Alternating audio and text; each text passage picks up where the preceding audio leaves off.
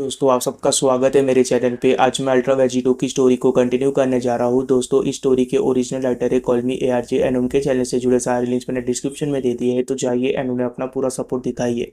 दोस्तों ये ultra Vegito का न्यू चैप्टर है, तो चलिए ज़्यादा देर ना करते हुए वीडियो को स्टार्ट करते हैं। वीडियो के शुरुआती पेजेस में हम वेजिटा को देखते हैं। वेजिटा काफ़ी ज़्यादा गुस्से में लग रहा होता है, जिसकी वजह से वेजिटा ट्रांसफॉर्म हो रहा होता है। इस वक्त वेजिटा की आंखों का कलर पर्पल सेरेफिम होता है और गुस्से की वजह से वेजिटा के अंदर से काफ़ी ज़्यादा एनर्जी बाहर आ रही होती है। इस एनर्जी से बाहर निकलने वाला प्रेशर इतना ज़्यादा होता है कि वो जिरिन, गोकू और ट्रंक्स तक भी पहुंच जाता है। ट्रंक्स बोलता है कि फादर आप ऐसा नहीं कर सकते, आखिर आपके साथ हुआ क्या है, आप इस तरीके से गुस्सा नहीं हो सकते गोकू के ऊपर। तभी इस बात को सुनकर वेजिटा बोलता है कि तुम चुप रहो बच्चे, तुम कैकरोट के बारे में कुछ भी नहीं जानते। ये हमेशा से ही सेम रहा है और ये हमेशा से ही होता आया है मेरे साथ। मैं और कैकरोट सिर्फ लौते फुल ब्लडेड सैयन बचे हुए हैं।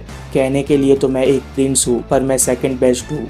ये जोकर पावर के मामले में हमेशा ही मेरे से आगे रहा है, पर काफी मुश्किल से मैंने इसे सरपास किया था और इस चीज को बदला था। पर ये चीज दोबारा बदलनी नहीं चाहिए थी, ये हमेशा सेम ही रहना चाहिए था। आखिर बेवकूफ कैकरोट मेरे से दोबारा आगे कैसे जा सकता है। तभी इस बात को सुनकर गोकू बोलता है कि ये तो काफी ज्यादा खराब टाइमिंग है वेजिटा तुम्हारी। मुझे तो लगा था कि तुम बदल चुके हो, पर मुझे लगता है कि वेजिटो की वजह से तुम्हारा ओल्डर वर्जन फिर से वापस आ चुका है। क्या तुम्हारा प्राइड इस बार तुम्हारी हेल्प करेगा फिर से मुझे सरपास करने में?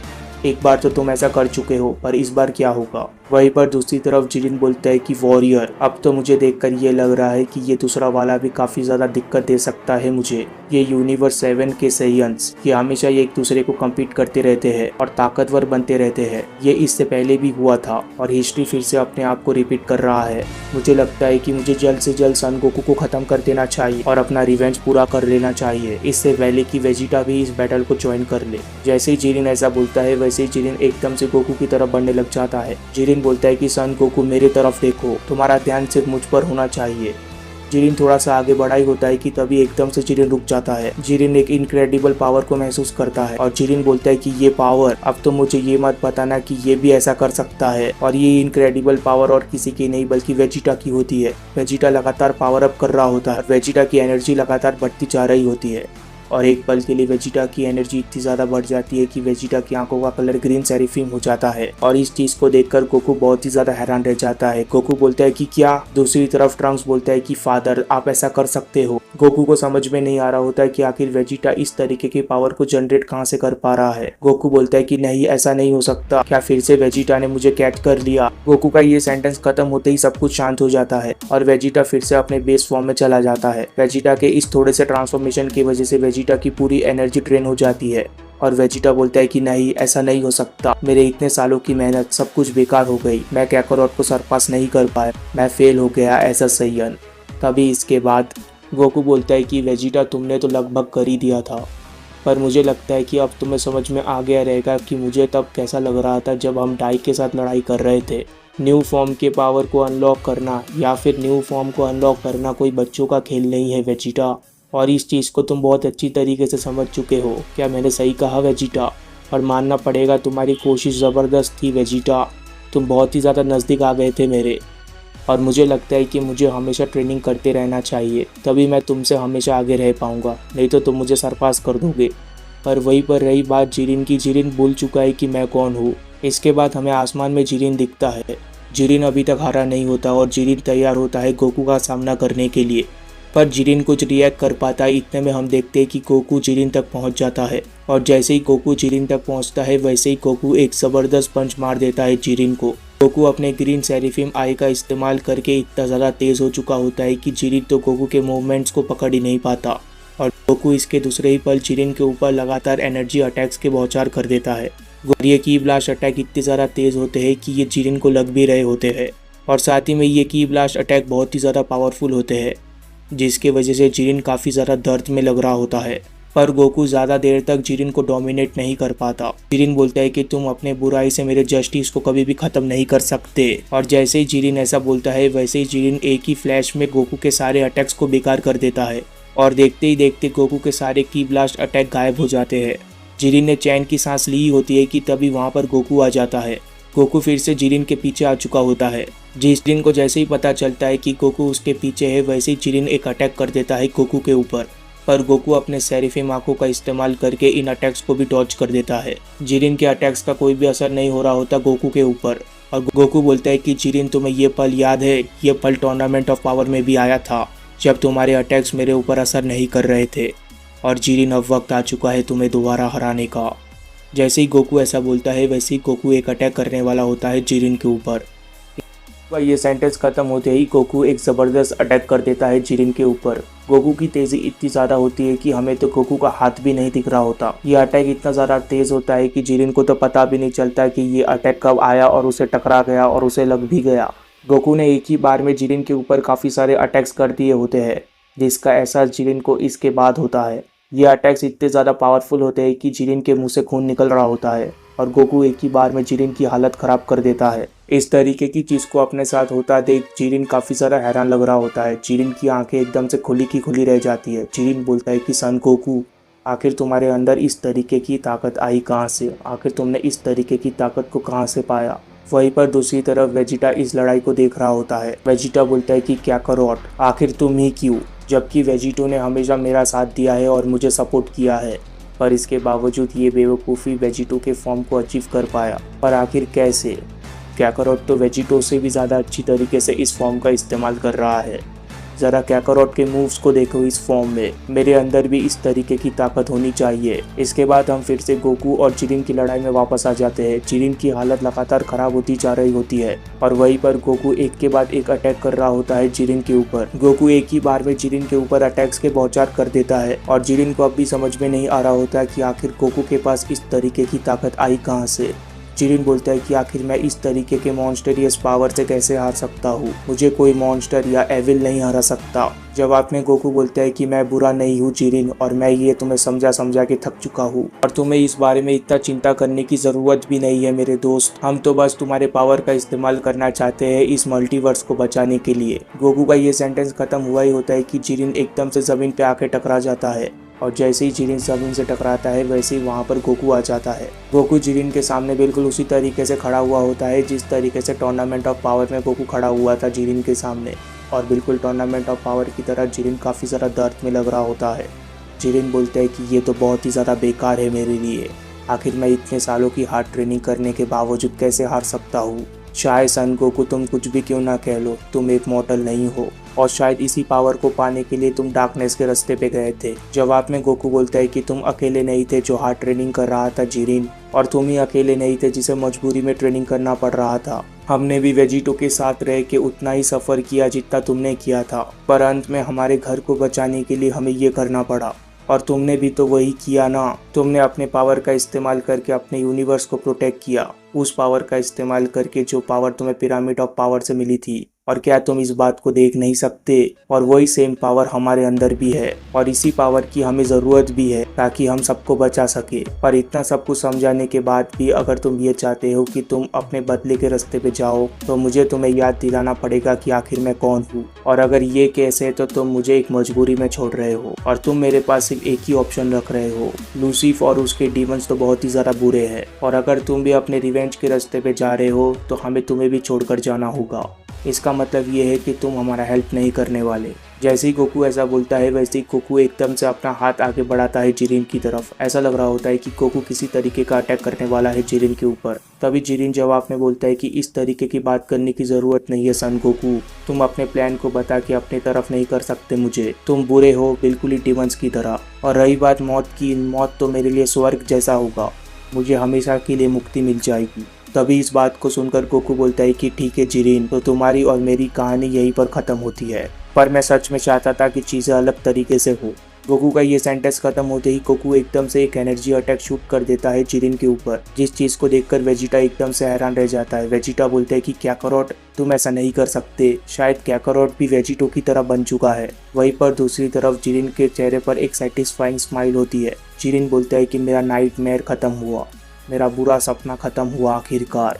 मेरे इस नाइटमेयर की शुरुआत भी तुमसे हुई थी और मेरे इस नाइटमेयर को ख़त्म करने वाले भी तुम ही हो।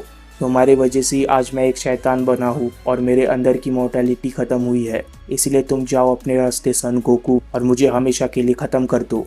जिरिन का ये सेंटेंस खत्म होते ही हम देखते हैं कि गोकू का अटैक जिरिन को लगता ही नहीं है और इसके नेक्स्ट पेजेस में ये रिवील हो जाता है कि गोकू अपने बेस फॉर्म में वापस लौट चुका होता है। गोकू जिरिन के ऊपर अटैक नहीं करता और गोकू बोलता है कि नहीं, मैं इस तरीके की चीज़ नहीं कर सकता तुम्हारे साथ। मैं तो बस ये चाहता था कि तुम हमारे तरफ से लड़ो जिरिन। इस बैटल में हमें हर तरीके की पावर की ज़रूरत है और सच्चाई तो बस ये है कि यूनिवर्स 11 ही सिर्फ खतरे में नहीं है बल्कि पूरा होल मल्टीवर्स अभी खतरे में है और तुम चाहते तो पूरे मल्टीवर्स को बचा सकते थे, पर मैं इतना बड़ा कसाई नहीं हूँ कि अपने फ्रेंड को ही मार दूँ। इसलिए मैं जा रहा हूँ जिरिन, सेफ रहना और शांति से अपनी ज़िंदगी बिताना। गोकू को इस तरीके की चीज़ों को बोलता हुआ देख जिरिन बोलता है कि क्या आखिर तुम क्या करना चाहते हो गोकू। जिरिन ने ये बोला ही होता है कि तभी जिरिन एकदम से बेहोश हो जाता है और गोकू वहाँ से एकदम से गायब हो जाता है। गोकू ट्रंक्स और वेजिटा के बीच में जाकर लैंड करता है और गोकू बोलता है कि ट्रंक्स, इसके बाद कहाँ पर जाना है? अभी भी 9 यूनिवर्सेस बचे हुए हैं जिनको हमें बचाना है। क्या मैंने सही कहा वेजिटा? तभी वेजिटा बोलता है कि दोस्त बनने की एक्टिंग मत करो कैकरोट। जब हम नेक्स्ट यूनिवर्स में पहुंचेंगे तब तुम्हें ये बताना होगा कि आखिर तुम्हारे पास ये ग्रीन आके आई कहाँ से। वेजिटा का ये सेंटेंस खत्म होते ही ट्रंक्स एकदम से एक पोर्टल ओपन करता है। ट्रंक्स बोलता है कि ठीक है, मुझे पता है कि तुम जिरिन को अपनी तरफ लाना चाहते थे गोकू, पर अभी कोई स्टंट करने का टाइम नहीं है। वक्त हमारे हाथ से निकलता जा रहा है, इसलिए हमें यहाँ से जाना होगा। गोकू जाते वक्त बोलता है कि जिरिन, मैं उम्मीद करता हूँ कि तुम इस बैटल के बारे में ज़रूर सोचोगे और खास करके जिस तरीके से ये बैटल ख़त्म हुआ और किस तरीके से मैंने तुम्हें जिंदा रखा, और ये बिल्कुल भी वेजिटो की तरह नहीं था। और इन फ्यूचर अगर तुम्हारा मन बदलता है, तुम मेरे ऊपर दोबारा फिर से विश्वास कर पाते हो तो मुझे ढूंढ लेना, मैं हमेशा मौजूद रहूँगा तुम्हारे लिए। ये बोलती ही एकदम से गोकू उस पोर्टल के अंदर जाने लग जाता है और वहीं पर दूसरी तरफ जिरिन अनकॉन्शियस जमीन पर पड़ा हुआ होता है। वेजिटो सेक्टर 2 में एंट्री कर चुका होता है, पर वेजिटो लगातार नीचे की तरफ ही गिरता जा रहा होता है और वेजिटो को रास्ता नहीं मिल रहा होता। वेजिटो बोलता है कि मैं काफ़ी मिनट से यहाँ पर खाली नीचे ही गिरता जा रहा हूँ, पर आखिर इसका अंत कहाँ पर है? आखिर मैं किस चीज़ का सामना कर रहा हूँ? क्या ये किसी तरीके का ट्रैप तो नहीं है, या फिर वहाँ तक पहुँचने के लिए इतना ही टाइम लगता है? मुझे लगता है कि इन बेवकूफ़ डीमंस को पता होना चाहिए कि मैं वो सैयन नहीं हूँ जिनके साथ ये खेल सकते हैं। वेजिटो का ये सेंटेंस खत्म होते ही वेजिटो एकदम से ज़मीन पर लैंड करता है, जिसके वजह से वेजिटो भी थोड़ा सा हैरान लग रहा होता है। वेजिटो बोलता है कि क्या ये कोई इत्तेफाक है? आखिर मैं कौन सी जगह पर हूँ? और इसके नेक्स्ट पेजेस में ये रिवील हो जाता है कि आखिर वेजिटो कौन सी जगह पर है। वेजिटो के सामने एक बहुत बड़ा टावर होता है और इस चीज़ को हम पहली बार ही डिवन राइम में देख रहे होते हैं, पर वेजिटो को इन सब चीज़ों से कोई भी फ़र्क नहीं पड़ता। वेजिटो आगे बढ़ रहा होता है और वेजिटो जल्दी एक गेट के सामने आकर खड़ा हो जाता है। ये गेट काफ़ी ज़्यादा अजीब लग रहा होता है। इस गेट का आई लाइक स्ट्रक्चर होता है और जैसे ही वेजिटो इस गेट के सामने खड़ा होता है वैसे ही ये गेट एकदम से खुलने लग जाता है। इस गेट के खुलते ही वेजिटो के चेहरे पर एक एविल स्माइल आ जाती है। वेजिटो बोलता है कि फाइनल 2, आखिरकार अब वक्त आ चुका है कि मैं आखिरी 2 मॉन्स्टर से मिलूंगा।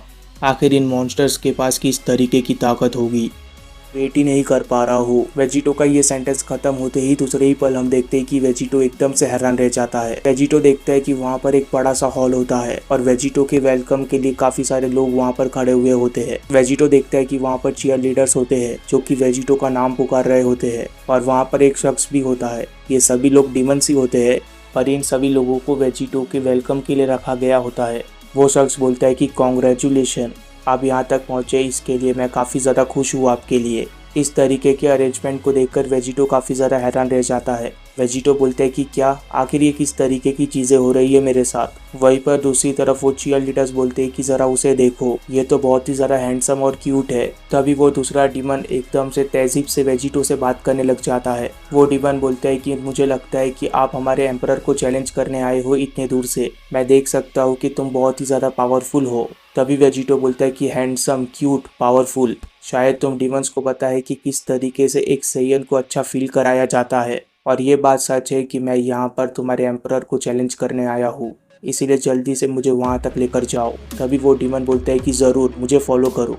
हमारे ग्रेट लॉर्ड तक पहुँचने के लिए आपको एलिवेटर का इस्तेमाल करना होगा। तभी वो डीमन एकदम से आगे की तरफ चला जाता है और वहीं पर दूसरी तरफ वेजिटो वहीं पर खड़ा हुआ होता है। वेजिटो बोलता है कि एलिवेटर, आखिर ये किस तरीके का डीमन एम्परर है? क्या ये भी बाकी डीमन एम्परर की तरह बेकार है? मैं इन कमजोरों से लड़ लड़ के थक चुका हूँ। और इसके बाद हम वेजिटो को एलिवेटर के सामने देखते हैं। वो डीमन बोलता है कि आप बिल्कुल सही जगह पर आए हो। आप इसी एलिवेटर का इस्तेमाल करके टॉप फ्लोर पर जा सकते हो, जहाँ पर इस सेक्टर का डीमन एम्परर मौजूद है और वो आप ही का इंतजार कर रहे हैं। और मैं आपको बेस्ट ऑफ लक विश करता हूँ आपके चैलेंज के लिए। आपको इस चीज की जरूरत पड़ेगी। इस तरीके की बातें उस डीमन से सुनकर वेजिटो बोलता है कि सच में इसका पता तो जल्दी चल जाएगा। जैसे ही वेजिटो वहां से चला जाता है, वैसे ही वो डीमन एकदम से वेजिटो के बारे में उल्टा सीधा बोलने लग जाता है।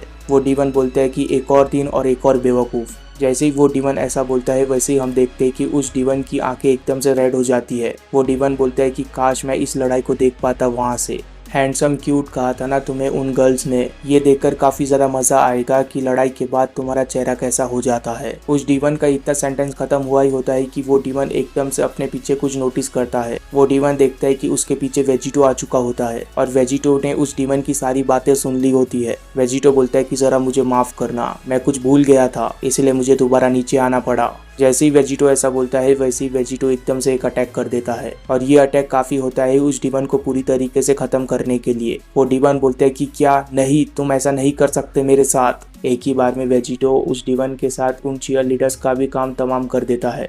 वेजिटो का ये अटैक इतना ज़्यादा पावरफुल होता है कि वो वहाँ पर सब कुछ खत्म कर देता है और एक बहुत बड़ा ब्लास्ट होता है वहाँ पर। और जैसे ही वेजिटो को एहसास होता है कि वहाँ पर उसने सब कुछ खत्म कर दिया है, वैसे ही वेजिटो एकदम से एलिवेटर के अंदर आ जाता है और वेजिटो टॉप फ्लोर पे जाने का इंतजार कर रहा होता है। वेजिटो बोलता है कि मैंने तो दया गॉड्स पर भी नहीं दिखाई, तो इन डीमंस को कैसे लगा कि ये बच सकते हैं मेरे से। वेजिटो का ये सेंटेंस खत्म होते ही वेजिटो टॉप फ्लोर पे पहुंच जाता है। वेजिटो देखता है कि वहाँ पर एक चेयर है जो कि उल्टी तरफ घुमा हुआ है, पर जैसा कि हमें पता है कि वेजिटो को सारा इंतजार करना पसंद नहीं है, इसलिए वेजिटो बोलता है कि ठीक है, तुम इस तरीके की बेवकूफ़ी मुझ जैसे सैयन के साथ नहीं कर सकते। जल्दी से लड़ाई को स्टार्ट करो, अपने आप को दिखाओ डीमन एम्परर। मैं काफ़ी दूर से आया हूँ यहाँ पर तुम्हारा सामना करने के लिए, इसलिए तुम मुझे अपसेट करने की कोशिश मत करना। मुझे अपसेट करने का मतलब इस टावर को मैं राख के ढेर में बदल दूंगा। वेजिटो का ये सेंटेंस खत्म होते ही वो चेयर एकदम से घूमने लग जाता है और उस चेयर के ऊपर जो डीमन एम्परर बैठा हुआ था उसका चेहरा भी रिवील हो जाता है। इस डीमन एम्परर की आंखें भी रेड होती है और ये डीमन एम्परर बोलता है कि वेलकम गॉड किलर, मैं काफी समय से तुम्हारा इंतजार कर रहा था। मैं ही हूँ डीमन एम्परर सेक्टर 2 का काउजा मिशिमा। आखिर इस डीमन के पास किस तरीके की ताकत है और आखिर ये डीमन सैयन की तरह क्यों दिखता है, इसका पता तो हमें नेक्स्ट चैप्टर में ही चलेगा। तब तक के लिए चैनल को सब्सक्राइब कर देना, वीडियो को लाइक कर देना। Good bye, take care, thank you.